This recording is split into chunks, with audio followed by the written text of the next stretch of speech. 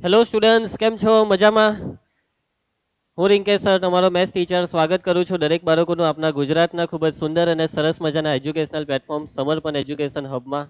તો ધોરણ 11 મેથ્સ એનસીઆરટીની અંદર ચેપ્ટર નંબર 16 સંભાવના. ઓકે, તો સૌથી પહેલા આપણે આજે રિવિઝન કરીશું અને પછી આપણે જ્યાંથી અટકેલા ત્યાંથી આગળ વધીએ. તો ઘટના વિશે આપણે શીખેલા. તો કોને કહેવાય ઘટના? તો ઘટના એટલે નિડર અવકાશ એસ નો કોઈ પણ ઉપગણ. કોઈ પણ ઉપગણને શું કહેવાય? ઘટના કહેવાય.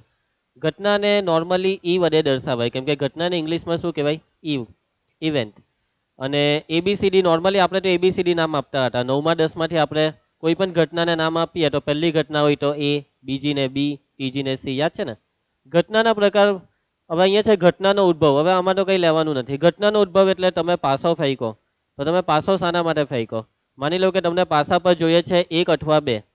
તો તમે પાસો ફેંકો અને 1 અને 2 માંથી કોઈ એક સંખ્યા આવી તો એનો મતલબ ઘટના ઉદ્ભવી. પરંતુ 4 આવ્યા તો ઘટના નથી ઉદ્ભવતી. એટલે કે પ્રયોગ કરવાથી તમને જે પરિણામ જોઈતું હોય તે પરિણામ ઓમેગા એ ઘટના ઈનું પરિણામ હોય તો ઘટના ઉદ્ભવી. પરિણામનું નામ છે ઓમેગા. પરિણામ ઓમેગા એ ઘટના ઈનું પરિણામ નથી તો ઘટના ઉદ્ભવી નથી. એના પછી ઘટનાના પ્રકારમાં પહેલું છે અશક્ય ઘટના. તો આ ખાલી ગણને કહેવાય અશક્ય ઘટના. અને ચોક્કસ ઘટના એટલે નિડર અવકાશ એસ ને કહેવાય ચોક્કસ ઘટના. ક્લિયર છે? ચાલો, એના પછી પ્રાથમિક અથવા મૂળભૂત ઘટના. પ્રાથમિક ઘટના કોને કહેવાય? તો જે ઘટનામાં માત્ર કેટલા પરિણામ હોય? એક જ પરિણામ. તેવી ઘટનાને કહેવાય પ્રાથમિક ઘટના. અને એનું જ બીજું નામ છે મૂળભૂત ઘટના. પ્રયોગને માની લો કે કોઈ પણ પ્રયોગ છે તેને n પરિણામ છે. નિડર અવકાશમાં કેટલા ઘટક છે? n. તો તે પ્રયોગને લાગુ પડતી પ્રાથમિક ઘટનાની સંખ્યા કેટલી હોય? n. ચાલો, આવ્યો 1 મિનિટ. હા, ચાલો. તો ઘટનાના પ્રકારમાં પ્રાથમિક ઘટના ક્લિયર બધાને? નિડર અવકાશમાં કુલ ઘટકોની સંખ્યા હોય n. તો તે નિડર અવકાશને લાગુ પડતી પ્રાથમિક ઘટનાઓ કેટલી હોઈ શકે? n. જેટલા ઘટકો તેટલી પ્રાથમિક ઘટના, કેમ કે પ્રાથમિક ઘટના એટલે એક જ પરિણામ ધરાવતી ઘટના. તો નિડર અવકાશમાં n પરિણામ હોય તો દરેક પરિણામને લાગુ પડતી એક એક પ્રાથમિક ઘટના હોય. એટલે કે નિડર અવકાશમાં n ભિન્ન ઘટકો હોય તો તેમાં ચોક્કસપણે n મૂળભૂત ઘટના એટલે કે પ્રાથમિક ઘટના હોય છે. ટૂંકા પ્રશ્ન માટે આ વસ્તુ કામ લાગે. સંયુક્ત ઘટના એટલે કે જે ઘટનાને એકથી વધારે પરિણામ હોય તેવી ઘટનાને સંયુક્ત ઘટના કહેવાય. તો સંયુક્ત એટલે પ્રાથમિક ઘટનાઓને ભેગી કરો. 2 ઘટનાને ભેગી કરો, 3 ઘટના, પણ કેવી ઘટનાને ભેગી કરવાની? પ્રાથમિકને. ચાલો, નિડર ઘટનામાં એક કરતાં વધારે નિડર બિંદુ હોય તો તેને સંયુક્ત કહેવાય. પછી પૂરક ઘટના.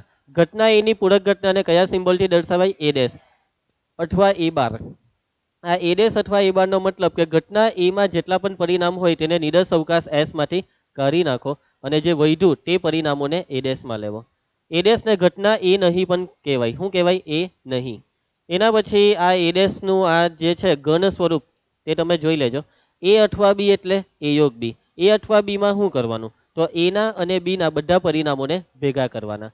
એના પછી આવશે બાળકો એ ઘટના એ અને બી. એ અને બી એટલે એ છેદ બી. એ છેદ બીમાં કેવા પરિણામ લેવાના?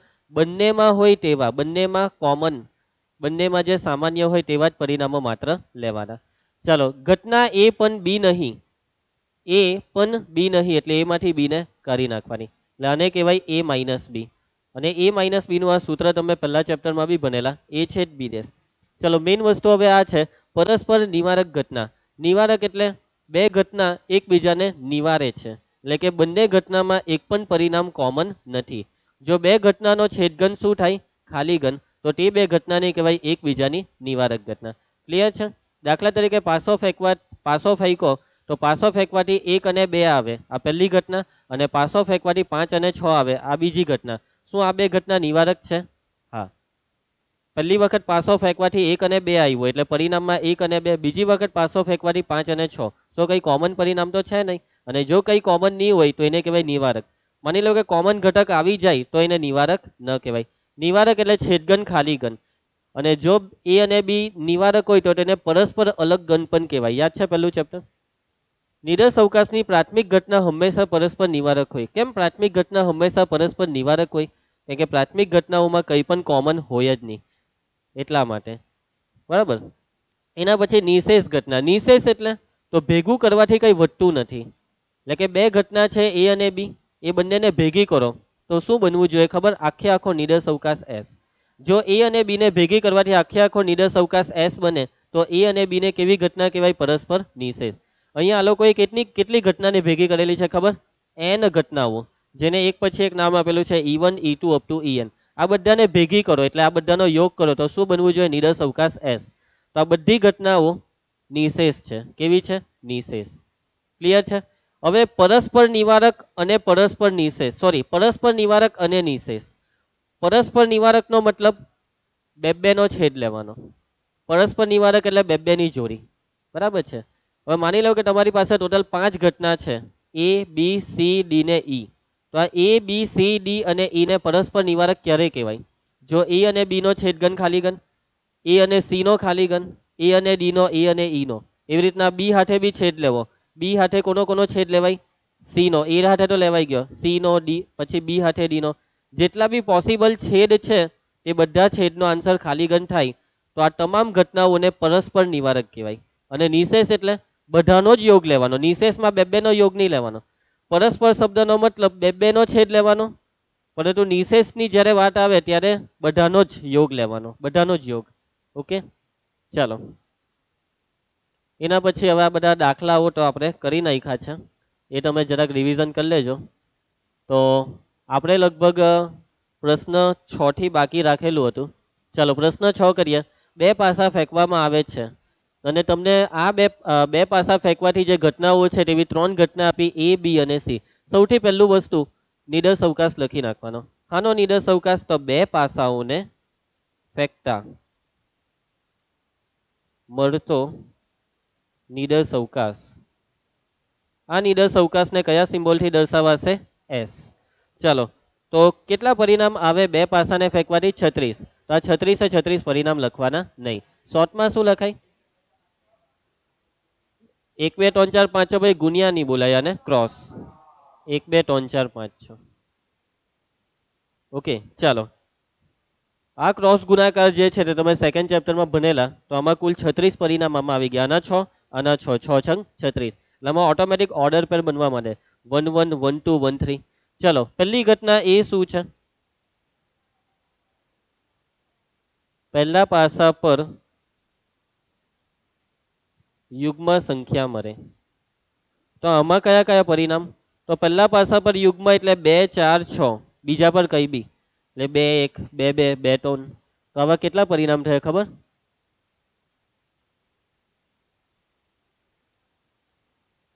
આના 3 ને આના 6, 3 છંગ 18 પરિણામ. હવે આ બી બહુ વધારે પડતા નહીં થઈ ગયા 18. તો આને બી તમે શોર્ટમાં શું લખી શકો કે પહેલા માંથી તમારે, હા, 2 4 6 ક્રોસ ને આ 1 થી 6. હવે તમે આ ક્રોસ ગુણાકારનો આન્સર લખશો તો તેમાં પહેલા પર યુગ્મ જ આવશે. ઓકે, ચાલો. એના પછી બી. બીમાં શું છે? પહેલા પાસા પર અયુગ્મ સંખ્યા મળે છે.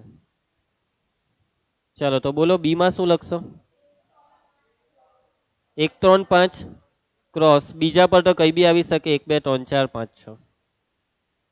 ચાલો, એના પછી સી. સીમાં શું છે? પાસા ઉપર મળતી સંખ્યાનો સરવાળો.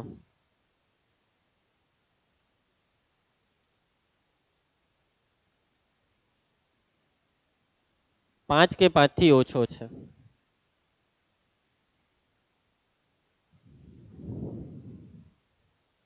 ચલો, તો સી બરાબર.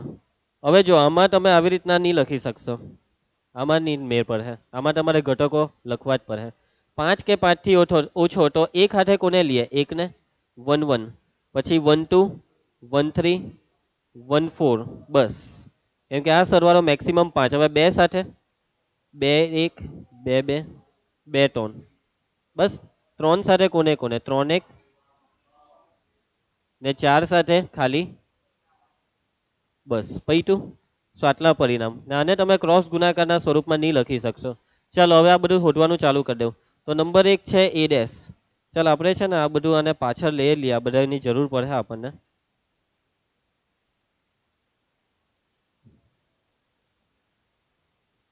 કટ કરી દે, કટ, પેસ્ટ.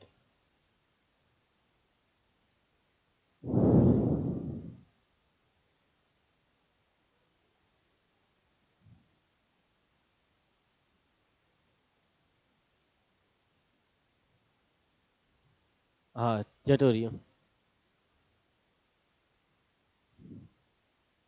આ ટપકો હાનો રહી ગયો હે. ચાલો છોડો. હા ચાલો આપણે હા પહેલું છે એ ડેશ નંબર 1 એ ડેશ બરાબર. ચાલો એ ડેશ માં શું લેશો ગમભાઈ? એ ડેશ.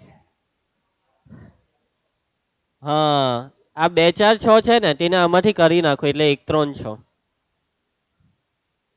પણ આ રે હે 1 થી 6. સોરી. હા હા 1 2 3 4 5 6 આ ખ્યાલ આવું હે એટલે આ ઇનડાયરેક્ટલી થઈ ગયો બી. ચાલો સેકન્ડ. સેકન્ડમાં બી નહીં બાળકો બી નહીં એટલે બી ડેશ. તો બી ડેશ એ થશે બરાબર. બી ડેશ છે પહેલા પાસા પર અયુગ્મ તો પહેલા પાસા પરની બધી અયુગ્મને કરીએ તો યુગ્મ બચે અને બીજા પર તો કોઈ બી આવી શકે એટલે આ થઈ ગયો એ. ચાલો ત્રીજું.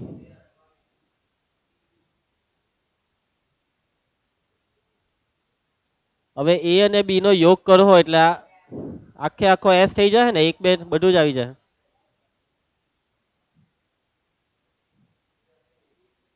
એ અને બી માં કોમન. યસ કઈ કોમન નથી ખાલી ગન.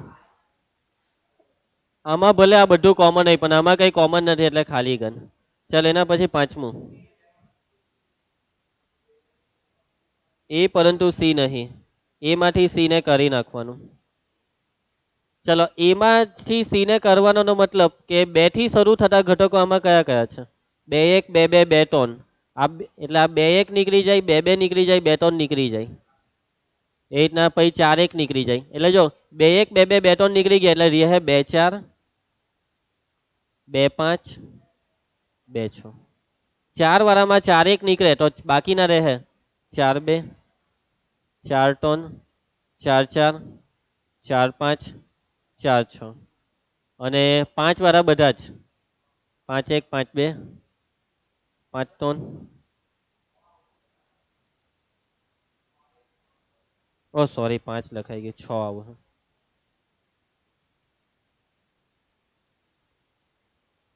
6 1 6 2 6 3 6 4 6 5 ને 6 6 ને તમને કદાચ કન્ફ્યુઝન થતું હોય આ બધું હોદવામાં તો પછી તમારે આને આખું લખવું પડે 18 ઘટક તો મેર પડે પછી. ચાલો એના પછી હવે નેક્સ્ટ કયું છે?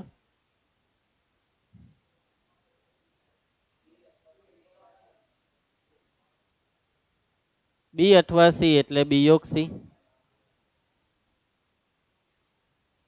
ચલો તો બી યોગ સી. બી ને સી ને ભેગા કરો.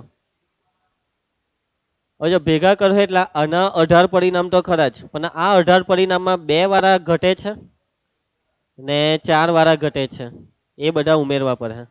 હવે આમાં લખવું જ પડે એટલા મતલબમાં. ચાલો તો પહેલા આપણે 1 વાળા બધા લખી કરીએ. હા તો પછી મતલબ નહીં રહ્યો યોગ બતાવો તો પડે ને. હા 1 1 1 2 1 3 1 4 1 5 1 6. પછી આમાં 2 વાળામાં આ જે છે તે લઈ લેવો 2 વાળામાં 2 1 2 2 2 3. 3 વાળા તો બધા જ આવશે યોગમાં 3 1 3 2 3 3 3 4 3 5 3 6. 4 વાળા 4 વાળામાં ખાલી 4 1 જ. 5 વાળા બધા જ 5 1 5 2 5 3 5 4 5 5 5 6. ચલો નેક્સ્ટ પછી પૈટું. ઓહો બહુ બધું છે ને બી અને સી. બી છે જ સી કોમન બી ને સી માં કોમન. તો 1 વાળા ને 3 વાળા ને 5 વાળામાં છે કોઈ 1 વાળામાં 1 1 1 2 1 3 1 4 ને 3 વાળામાં કોમન 3 1 ને 3 2 આટલા કોમન.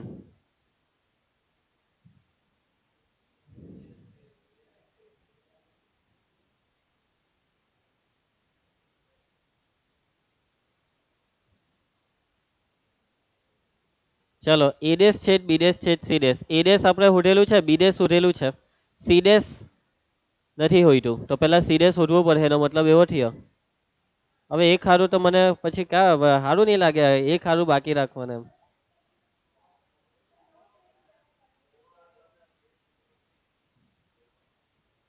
ચાલો એક ત્રણે ત્રણમાં કોમન શોધવા પડે એમ ને. લખી કાઢો એમ ફાઇનલ. તો પેલા સી ડેશ શોધી કાઢજો ને પછી ત્રણે ત્રણમાં જે કોમન હોય તે. સારું ચાલો નેક્સ્ટ. ચાલો ખરા ખોટા. આપણે જે પ્રશ્ન 6 કર્યો ને તેના પરથી ખરા ખોટા લખવાના છે. તો પહેલું એ અને બી પરસ્પર નિવારક. પરસ્પર નિવારક એટલે એ અને બી માં કઈ કોમન નહીં હોવું જોઈએ. એ છેદ બી બરાબર ખાલી ઘન. તો ચાલો બાળકો એ અને બી ને જોઈ લો. યસ, એ અને બી માં કઈ કોમન નથી એટલે આપેલું આ વિધાન છે ખરું. સત્ય એમ લખી નાખીએ. ચાલો ચાલો, એ અને બી પરસ્પર નિવારક અને નિશેષ. નિવારક તો છે જ, શું નિશેષ બી છે?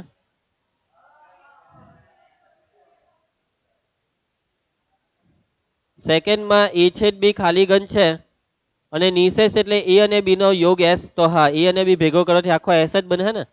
આ છે સત્ય. ચલો એના પછી એ બરાબર બી ડેશ. એ બરાબર બી ડેશ ખરું. પછી એ અને સી પરસ્પર નિવારક. એ છેદ સી બરાબર શું? તો એ અને સી માં કોમન છે કઈ? હા, બે વાળું કોમન છે ને ચાર વાળું. બે બે બે એ અને સી માં કોમન એટલે એ છેદ સી આપણે હોઢેલું હતું ને એકાદમાં નથી હોઈતું. ચલો એ અને સી માં કોમન બે એક બે બે બે ત્રણ ને ચાર એક. બે એક બે બે બે ત્રણ ને ચાર એક. એટલે ખાલી ઘન નથી આવતું એટલે નિવારક કહેવાય નહીં. ચલો એ અને બી ડેશ પરસ્પર નિવારક છે. એ અને બી ડેશ, એ છેદ બી ડેશ. એ હવે એ છેદ બી ડેશ એટલે એ માઇનસ બી કહેવાય. એ માઇનસ બી, એ માંથી બી ને કરી નાખો. હોઢેલું છે કે આ આવો નથી હોઈતું. એ માંથી બી ને કરીએ તો આખે આખો એ આવશે. હા વરી. હવે એ માંથી બી ને કરવાનો પણ એટલે મતલબ શું કે એ અને બી માં જે હરખું હોય તે એ માંથી કરી નાખવાનું. આ બે માં કઈ હરખું છે જ નહીં. આખે આખો એ જવાબમાં એમ કઈ નીકળ્યું જ નહીં એ માંથી.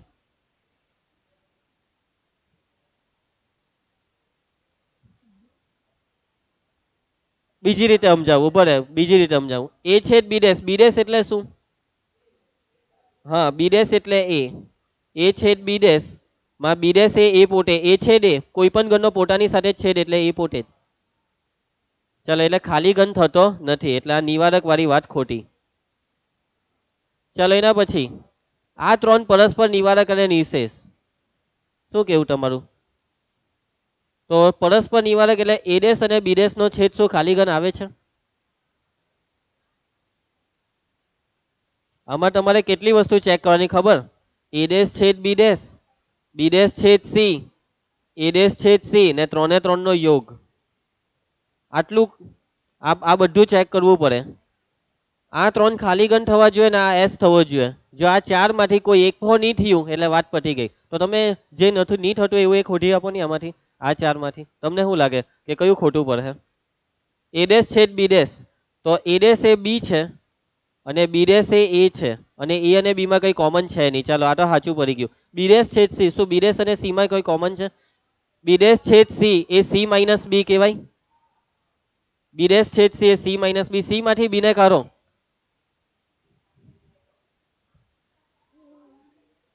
એક મિનિટ આપણે જોવું પડશે. હું બે વાળા રહી જશે. સી માંથી બી ને કાઢો તો બે વાળા રહી જશે ને. એક વાળા બધા નીકળી જશે, ત્રણ વાળા નીકળી જશે એટલે બે વાળા રહી જશે. એટલે કોણ કોણ? બે એક બે બે બે ત્રણ. આપ સમજ પડે તમને? ચાલો એટલે વાત પતી ગઈ. એટલે આ ખાલી ઘન નહીં આવ્યો એટલે પછી આને નહીં હોડો તો ચાલી જાય. એટલે આ વિધાન કેવું છે? અસત્ય. આનો જવાબ જોઈ લેની પછાડી. ચેક ધી આન્સર બેટા.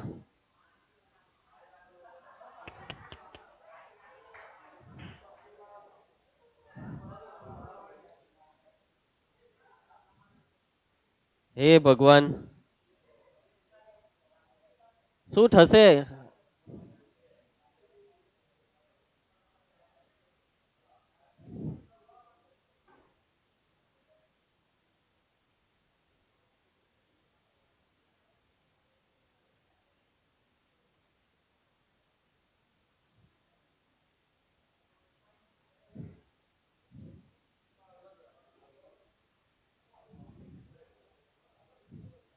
અસત્ય, મળી ગયો જવાબ.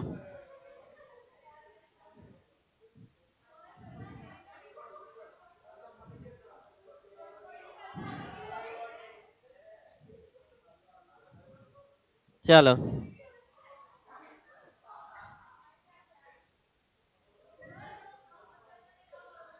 એ ચાલો પબ્લિક, કઈ નહીં. જો હવે નવો ટોપિક છે ને તે સોમવારથી જ ચાલુ કરીએ, કેમ કે અડધો જ ચાલી રહે.